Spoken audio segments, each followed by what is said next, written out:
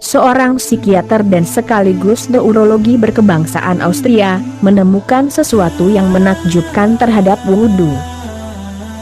Ia mengemukakan bahwa pusat-pusat syaraf yang paling peka yaitu sebelah dahi, tangan, dan kaki. Pusat-pusat syaraf tersebut sangat sensitif terhadap air segar. Dari sini ia menghubungkan hikmah wudhu yang membasuh pusat-pusat syaraf tersebut. Ia bahkan merekomendasikan agar wudhu bukan hanya milik dan kebiasaan umat Islam, tetapi untuk umat manusia secara keseluruhan. Dengan senantiasa membasuh air segar pada pusat-pusat syaraf tersebut, maka berarti orang akan memelihara kesehatan dan keselarasan pusat syarafnya. Pada akhirnya Leopold memeluk agama Islam dan mengganti nama menjadi Baron Olaf Ehrenfels. Ulama fikih juga menjelaskan hikmah wudhu sebagai bagian dari upaya untuk memelihara kebersihan fisik dan rohani.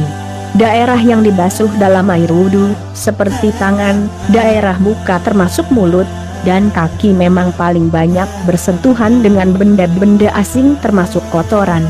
Karena itu, wajar kalau daerah itu yang harus dibasuh. Ulama tasawuf menjelaskan hikmah wudhu dengan menjelaskan bahwa daerah-daerah yang dibasuh air wudhu memang daerah yang paling sering berdosa. Kita tidak tahu apa yang pernah diraba, dipegang, dan dilakukan tangan kita. Banyak panca indera tersimpul di bagian muka. Berapa orang yang jadi korban setiap hari dari mulut kita, berapa kali berbohong, memaki, dan membicarakan aib orang lain. Apa saja yang dimakan dan diminum, apa saja yang baru diintip mata ini, apa yang didengar oleh kuping ini, dan apa saja yang baru dicium hidung ini. Kemana saja kaki ini gentayangan setiap hari. Anggota badan yang dibasuh dalam wudhu ialah daerah yang paling riskan untuk melakukan dosa.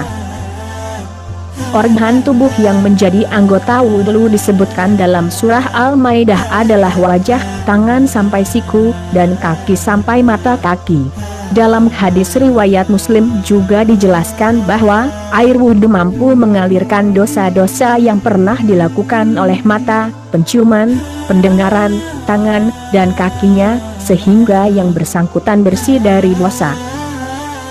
Kalangan ulama melarang mengeringkan air wudhu dengan kain karena dalam redaksi hadis itu dikatakan bahwa proses pembersihan itu sampai tetesan terakhir dari air wudhu itu.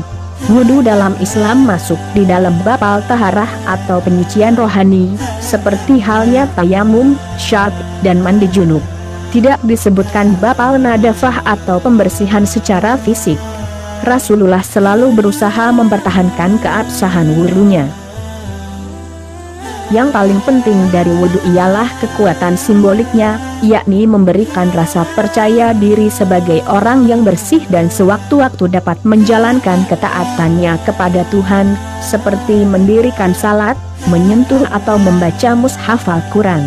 Wudhu sendiri akan memproteksi diri untuk menghindari apa yang secara spiritual merusak citra wudhu.